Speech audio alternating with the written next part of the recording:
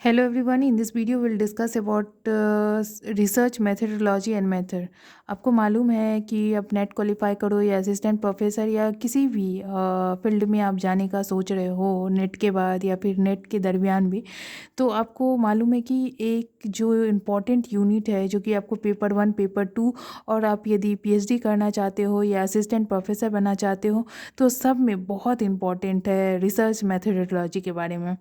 तो इसीलिए मैं चाहती हूँ कि एक डिटेल आपको शॉर्ट में हर चीज़ को जैसे ऑब्जेक्टिव सब्जेक्टिव और वेरिएबल क्या है, हाइपोथेसिस क्या है, सब कुछ को मैं शॉर्ट में हर एक शॉर्ट में एक छोटा सा कॉन्सेप्ट को डिस्कस करने के लिए मैं सोच रही हूँ। इसको डिटेल में हम लोग स्टडी करेंगे क्योंकि ये बहुत इंपॉर्टेंट यूनिट है, तो इसको हम लोग अच्छे से स्टडी करेंगे।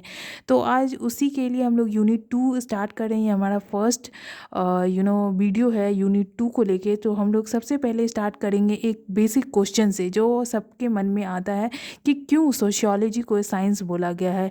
क्योंकि हम जनरली सुनते हैं कि साइंस उसी को बोला जाता है, natural science, specially physics chemistry और मैथ को हम लोग साइंस बोलते हैं, जिसको लेबोरेटरी में हम लोग एक्सपेरिमेंट करके वेरीफाई या प्रूव कर सकते हैं। तो कैसे सोशियोलॉजी एक साइंस हो गया। तो सबसे पहले हम लोग देखते हैं कि साइंस का कैरेक्टरिस्टिक्स क्या है। साइंस को स्टडी जिसको हम लोग स्टडी करें मेथडोलॉजिकली, सिस्टमैटिकली या फिर लॉजिकली फॉर्मेट के तहत हम किसी चीज़ का स्टडी करते हैं तो उसको हम लोग साइंस कहते हैं।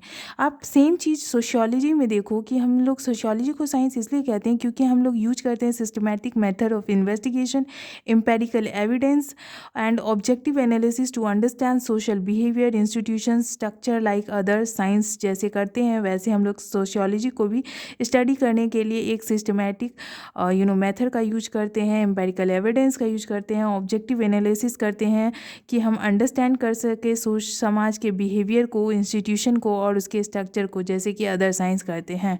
ठीक है, तो अब हम लोग सबसे पहले समझते हैं डिफरेंस क्या है नेचुरल साइंस और सोशल साइंस में डिफरेंस, और कहाँ सिमिलैरिटी और कहाँ डिफरेंसेस है उस चीज़ को भी हम लोग देखेंगे। तो सबसे पहले आप नीचे देख लोगे मैंने डिवाइड किया है, एक बॉक्स में मैंने फीचर लिखा है, दूसरे में सोशल साइंस और नेचुरल साइंस लिखा है। सो नेचुरल साइंस और सोशल साइंस सबसे पहले आप लोग देख लोगे तो फोकस क्या है। नेचुरल साइंस का फोकस है कि स्टडी करें नेचुरल और सोशल फेनोमेना को। नेचुरल सोशल फेनोमेना आप जानते हो फिजिक्स केमिस्ट्री और ये सब किस चीज़ पर बेस्ड है, मैटर को स्टडी करता है। और वहीं हम लोग सोशल साइंस को देखते हैं तो उसमें क्या होता है कि ह्यूमन बिहेवियर और ह्यूमन इंटरेक्शन और उसके सोसाइटी का स्टडी करते हैं, और इसमें मेन फोकस जो है ह्यूमन का बिहेवियर पे हम लोग स्टडी करते हैं, उसको बेस मान के हम लोग उसका स्टडी करते हैं। सेकेंड मेथडोलॉजी, यहाँ जहाँ नेचुरल साइंस में एक्सपेरिमेंट और क्वांटिटेटिव मेथड का यूज करते हैं वहीं पे सोशल साइंस में हम लोग क्वालिटेटिव और क्वांटिटेटिव मेथड का भी यूज करके हम लोग उस चीज़ का स्टडी करते हैं। सोशल साइंस में यहाँ प्रिडिक्ट कर सकते हैं। नेचुरल साइंस में प्रिडिक्टेबल ऑब्वियस है क्योंकि हम लोग कंट्रोल वेरिएबल है, यहाँ एक लेबोरेटरी में हम लोग एक्सपेरिमेंट करके उसको प्रिडिक्ट कर सकते हैं। जैसे अपने घर में भी यदि पानी गर्म कर रहे हैं 100 डिग्री सेल्सियस पे तो हमारा पानी गर्म होगा, हमको मालूम है क्योंकि ये एक यूनिवर्सल लॉ है और उस चीज़ को लेबोरेटरी में प्रूव किया गया है, तो कोई भी आदमी इसको प्रिडिक्ट कर सकता है। लेकिन सोशल साइंस में ऐसा नहीं हो सकता है, लेस प्रिडिक्टेबल है हम लोग बोल सकते हैं, क्योंकि यहाँ कॉम्प्लेक्सिटी ऑफ ह्यूमन बिहेवियर है। आप कैसे बिहेव करोगे 5 मिनट के बाद, या हम कैसे बिहेव करेंगे, या किसी सिचुएशन में एक आदमी कैसे बिहेव किया उसको बेस मान के हम दूसरे आदमी पर नहीं ये बोल सकते हैं कि वो भी आदमी इस सिचुएशन में ऐसे ही बिहेव करेगा। हर आदमी का अपब्रिंगिंग माइंडसेट और उसका सोशल सोशल उसका इंफ्रास्ट्रक्चर और किस समाज से वो आते हैं, वहाँ पे क्या इसे उसको अपब्रिंग किया गया है, वो बहुत मैटर रखता है किसी भी आदमी को रिएक्ट करने के पीछे बहुत सारा फैक्टर रहता है। तो ये प्रिडिक्ट कर पाना किसी के बिहेवियर को और उसके इंटरेक्शन पैटर्न को, ये थोड़ा डिफ़िकल्ट है, बट हम लोग प्रिडिक्ट करते हैं, लेस प्रिडिक्टेबल बोल सकते हैं। इसमें एग्जांपल जैसे नेचुरल साइंस में है फिजिक्स केमिस्ट्री बायोलॉजी, तो वहीं पे सोशल साइंस में है सोशियोलॉजी, साइकोलॉजी और एंथ्रोपोलॉजी। या नेचर ऑफ लॉ कैसा है, नेचुरल साइंस में यूनिवर्सल लॉ है, जैसे एक लॉ न्यूटन का लॉ हो गया, लॉ ऑफ मोशन हो गया, तो ये क्या है यूनिवर्सल लॉ है। यूनिवर्सल लॉ कैसे करते हैं, जैसे इस आप यदि किसी लॉ को आप कर रहे हो, एक्सपेरिमेंट कर रहे हो, तो उसका जो रिजल्ट है वो सेम होगा यदि कोई और भी करे। यदि यहाँ 5 स्टूडेंट है, यदि लॉ ऑफ मोशन पे वर्क करे तो सेम रिजल्ट आएगा सभी पाँचों का। लेकिन सोशल साइंस में आप देखोगे it can be vary by context.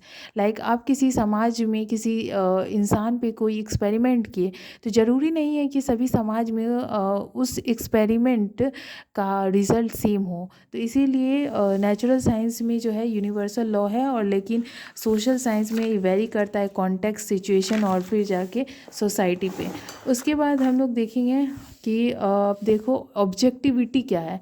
जहाँ नेचुरल साइंस का एम है कि डिस्कवर कर सके यूनिवर्सल प्रिंसिपल का, तो वहीं पे सोशल साइंस का एम है कि अंडरस्टैंड कर पाए सोशल कॉन्टेक्स्ट और ह्यूमन बिहेवियर और ह्यूमन इंटरेक्शन को अंडरस्टैंड करने के लिए हम लोग स्टडी करते हैं सोशल साइंस का। वेरिएबल, जहाँ नेचुरल साइंस में कंट्रोल वेरिएबल का यूज करके हम लोग एक्सपेरिमेंट करते हैं लेबोरेटरी में, वहीं पे सोशल साइंस में ये कंट्रोल नहीं हो पाएगा, नॉट कंट्रोल वेरिएबल। यहाँ पे हम लोग स्टडी करते हैं इंटर रिलेटेबल वेरिएबल, और नेचुरल सेटिंग में हम लोग स्टडी करते हैं ह्यूमन बिहेवियर और इंटरेक्शन का। ठीक है। रेप्लिकेशन, यहाँ पे क्या होता है, रेप्लिकेशन का मतलब होता है कि आप कोई एक्सपेरिमेंट किए, उसका रिजल्ट बार बार सेम, किसी चीज़ का रिजल्ट बार बार सेम हो रहा है, तो उसको हम लोग रेप्लिकेबल कहते हैं। नेचुरल साइंस में ये चीज़ पॉसिबल है, बट सोशल साइंस में ये पॉसिबल नहीं है, थोड़ा चैलेंजिंग है, क्योंकि यहाँ पे वेरिएबिलिटी जो है वो ज़्यादा है ह्यूमन सोसाइटी में। हर सोसाइटी में अलग अलग चीज़ों का अलग अलग वर्ड और अलग अलग कल्चर, बिहेवियर, बहुत सारा डाइवर्सिटी के वजह से, और बहुत हर सोसाइटी में अलग अलग कॉन्टेक्स्ट में अलग अलग उसका मीनिंग होता है। तो इस वजह से रेप्लिकेशन जो हो रहा चैलेंजिंग है सोशल साइंस में। आउटकम क्या है कि नेचुरल साइंस में seek to explain and predict natural phenomena, वहीं सोशल साइंस में है कि अंडरस्टैंड और इंटरप्रेट कर सके ह्यूमन बिहेवियर को। फैक्ट क्या है, जहाँ नेचुरल साइंस में हम लोग फैक्ट की बात करते हैं, ऑब्जेक्टिव की बात करते हैं। ऑब्जेक्टिव मीन्स जो कि एम्पेरिकली विजुअल है। जैसे यदि मैं ब्लैक कलर का भी शर्ट पहनी हूँ, और आप यदि ब्लैक कलर का शू पहने हो, तो वो दिख रहा है सबको। ऐसा नहीं है कि आपको सिर्फ ब्लैक दिख रहा है, दूसरे को वाइट दिखेगा और तीसरे को वो पर्पल दिखेगा, क्योंकि वो विजुअल फैक्ट है, उसको हर लोग देख सकता है। तो इसीलिए ये ऑब्जेक्टिव है कि जो दिख रहा है और उसका विजुअल एविडेंस है। ठीक है। बट सोशल साइंस में सब्जेक्टिव इसमें ये रहता है, वैल्यू जिसमें एडेड होता है, मीन्स ओपिनियन। हर आदमी का हर चीज़ को लेके अलग ओपिनियन है। जैसे मैं बोली कास्ट, किसी लोग को लगेगा कास्ट अच्छा है, किसी को लगेगा कि कास्ट खराब है सोसाइटी के लिए, और कोई बोलेगा कि नहीं, कास्ट में कास्ट और का एडवांटेज भी और डिसएडवांटेज दोनों को मिला के भी कोई बोलेंगे। तो यहाँ पे सब्जेक्टिव चीज़ों पर ज़्यादा इम्पोर्टेंस दिया जाता है कि ओपिनियन। जैसे हम कुछ सोचते हैं, क्या वो दिखता है, क्या हम सोच रहे हैं अभी आपको दिखेगा? क्या मेरी एटीट्यूड है किसी चीज़ को लेके, वो चीज़ दिखता नहीं है। तो इसीलिए एम्पिरिकली विजुअल नहीं है, तो इस वजह से वो सब्जेक्टिव में आ जाता है, और सब्जेक्टिव का स्टडी करता है सोशल साइंस। उसके बाद वेरीफाई और प्रूफ की बात करें।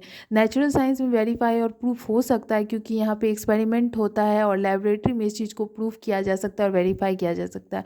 वहीं पे सोशल साइंस में ये पॉसिबल नहीं है, क्यों, और इस वजह से दरखाइम ने, आप यदि जानते हो, दरखाइम का हम लोग स्टडी कर चुके हैं। दरखाइम में एक देते हैं इनडायरेक्ट एक्सपेरिमेंट, जो कि सोसाइड में इस चीज़ को उन्होंने यूज किया था। कंपेरेटिव मेथड का यूज करके आप वेरीफाई या प्रूफ कर सकते हो, क्योंकि हर समाज में बहुत सारे चीज़ का कुछ सिमिलैरिटी होता है, तो उस चीज़ को हम लोग कंपेयर करके अपने थ्योरी और या फिर मॉडल को हम लोग प्रूफ कर सकते हैं और वेरीफाई कर सकते हैं। तो आई होप सो आपको अंडरस्टैंड हो गया होगा डिफरेंस क्या है नेचुरल साइंस और सोशल साइंस में, और कैसे हम इस दोनों में अलग अलग मेथड के थ्रू हम अपने स्टडी को कंडक्ट कर सकते हैं, और कैसे एक सोशियोलॉजी को क्यों साइंस बोला जाता है, और साइंस का क्या कैरेक्टरिस्टिक्स है जिसकी वजह से सोशियोलॉजी को भी हम लोग साइंस बोलते हैं, क्या कैरेक्टरिस्टिक्स है जिसकी वजह से सोशियोलॉजी को भी साइंस बोलते हैं। आई होप सो आपको समझ में आ गया होगा। नेक्स्ट वीडियो हम लोग डिस्कस करेंगे इसके सब पार्ट को। आज के लिए इतना ही, नेक्स्ट वीडियो में मिलते हैं। Thank you.